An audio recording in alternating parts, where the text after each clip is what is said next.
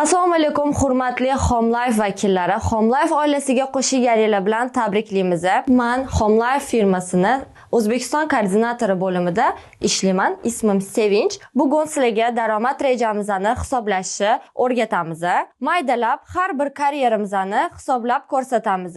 Misol uchun, har kuni o'zimizning ehtiyojimiz bo'lgan mahsulotlarni Makro, Korzinka va boshqa magazinlardan sotib olamiz. Home Life firmasi nima deydi? Har kungi ehtiyojingiz bo'lgan mahsulotlarni Korzinka, Makro yoki boshqa magazinlardan emas, Home Life firmasidan sotib oling, o'zingiz sifatli mahsulotlar ishlating va daromadga chiqish imkoniyatini beramiz sizga deydi. Juda ham ko'p daromad rejasi bo'yicha savollar va tushunmovchiliklar bo'lgan ekan. Bugun o'shaning uchun daromad rejasini maydalab, qanaqa qilib daromadga chiqishimizni, qaysi karyerada qanchalik daromadga chiqishimizni taxminan o'rnaklar bilan ko'rsatib o'tamiz. Faollik 25 ballga, ya'ni o'rtacha 300 ming so'mga to'g'ri keladi. CP bu оборот, ya'ni ball hisoblanadi. PD esa pul qiymati. CP bizani qaysi karyeraga chiqishimizni ko'rsatsa, PD esa daromadga chiqishimizni ko'rsatadi. Misol qilib, 400 CP lik оборот qilgan bo'lsangiz, o'zingiz yoki komandangiz bilan birga 3% lik daromadga chiqasiz. Agar 800 CP lik оборот qilgan bo'lsangiz, o'zingiz yoki komandangiz bilan birga 7% lik оборотga chiqasiz. Kelinglar buni misol tariqasida hisoblab ko'ramiz birga. Bu yerda siz komandangiz bilan 500 CP lik mahsulot sotib oldingiz. Bu yerda o'rnak qilib 3 ta qo'l ko'rsatdim, lekin 4 ta yoki 5 ta yoki undan ham ko'proq qo'l chiqarishingiz mumkin. Hisoblash uchun misol tariqasida osonroq bo'lsin deb 3 ta qo'l bilan ko'rsatyapman. Misol uchun o'zingiz 50 CP lik mahsulot sotib oldingiz. Bu o'rtacha 35 PD ga teng bo'ladi. Sizdan keyingi kelgan vakil birinchi qo'lingiz 200 CP lik mahsulot sotib oldi. O'rtacha 140 PD ga teng keladi. Ikkinchi qo'lingiz 150 CP, bu ham 105 PD ga to'g'ri keladi. Uchinchi qo'limizda 100 CP lik mahsulot sotib olganda 70 PD ga teng keladi. Bizda har bir mahsulotimizning ham CP'si ham PD'si mavjud. Buni panelda har bir mahsulotning tagida ko'rishingiz mumkin. Har 200 CP da 140 PD ga to'g'ri keladi deb tushunmanglar, chunki har bir mahsulotda CP va PD'lar o'zgaradi. Buni paneldagi har bir mahsulotni tagida yozilgan, o'shanga qarab hisoblashingiz ham mumkin. Bu yerda komandangiz bilan birga общий 500 CP lik mahsulot sotib oldingiz. Siz o'zingiz 50 CP lik mahsulot sotib oldingiz. Buni o'rtacha PD'si 35 PD ga teng bo'ladi. Buni foizni qanaqa hisoblaymiz? Birinchi bo'lib o'zimizning olgan mahsulotimizdan 3% daromadga chiqamiz. 35 ni 0.03 ga ko'paytirganimizda 1.05 kelib chiqadi. Bu yerda o'zingizni olgan mahsulotingizdan 3% daromadga chiqasiz. Keyin qo'llaringizni hisoblashni boshlaymiz.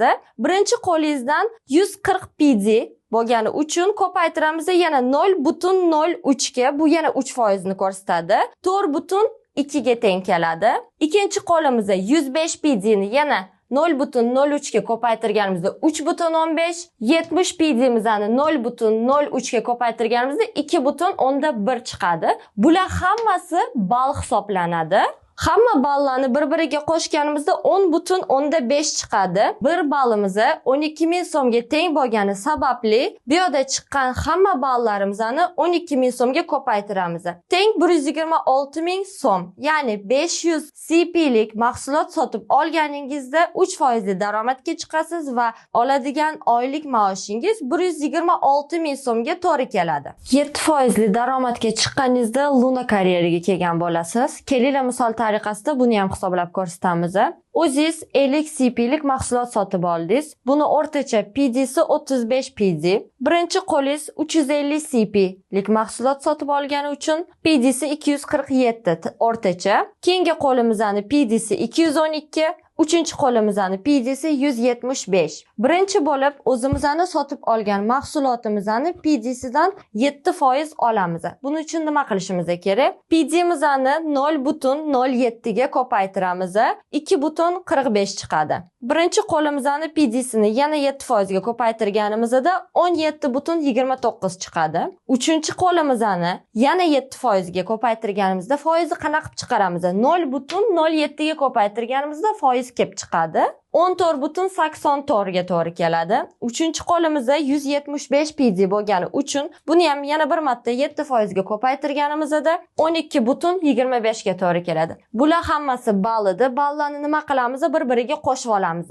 Hammasini qo'shganimizda 46,83 chiqib kelyapti. Bir ballimiz 12,000 so'mga to'g'ri kelgani uchun 46,83 ko'paytiramiz 12,000 so'mga. Teng 561,960 so'm. Luna karyeraga kelgan vakilimiz butun komandasi bilan 950 CP'lik mahsulot sotib olganda oyligi 561,960 ming so'mga to'g'ri keladi. Bu raqamlar o'zgarishi mumkin. Komandangiz bilan qilgan CP oborotingizga qarab maoshlaringiz ortadi yoki kamayadi. Bu 950 CP'lik qilingan oborotdagi olinadigan oylikni o'rnak qilib ko'rsatdik. Hurmatli vakillarimiz, kelinglar endi Vega karyeraga kelgan vakilimizni hisoblab ko'rsatamiz. Bu yerda 12% daromadga chiqqanimiz sababli o'zimizga olgan mahsulotimiz 50 CP'lik mahsulot sotib oldik. Buni PD'si 35 PD o'rtacha. Birinchi qo'limizda 500 CP'lik mahsulot sotib olgani sababli bu уже star karyeradagi qo'limizda hisoblanadi. Ikkinchi qo'limizda 350 CP'lik mahsulot sotib oldi. Uchinchi qo'limizda esa 300 CP'lik mahsulot sotib oldi. Bularni PD'larini tagida yozib o'tdik. Endi hisoblaymiz. Birinchi bo'lib o'zingizni olgan mahsulotingizni PD'sidan 12% ni olamiz. Bu yerda 35 PD ni 12% ga ko'paytirganimiz 0,12 ga ko'paytirganimizda 4,2 chiqadi. Ikkinchi qo'limizda 500 CP'lik mahsulot sotib olgani sababli 3% ni o'zini mahsulotidan o'zi olgani sababli biz faqat oradagi farqni olamiz. Buni qanaqa qilib hisoblaymiz? 352 PD birinchi qo'limizning PD'sini ko'paytiramiz 0,12 ga ayiramiz 3%. Chunki bu vakilimiz 3% ni o'zi oladi.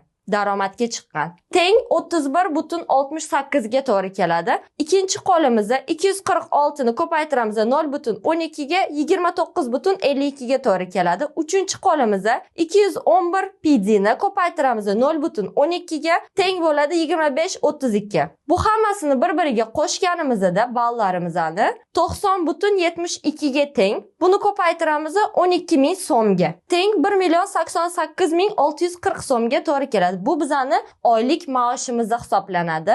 Bugun sizlarga O'zbekiston daromad rejasi bo'yicha ozgina o'rnaklar bilan ko'rsatib o'tdik. Yana daromad rejasi bo'yicha savolinglar bo'lsa, bemalol menga murojaat qilishingiz mumkin. Hammaga kattakon rahmat. O'zingizlarga yaxshi qaranglar. Ko'rishguncha.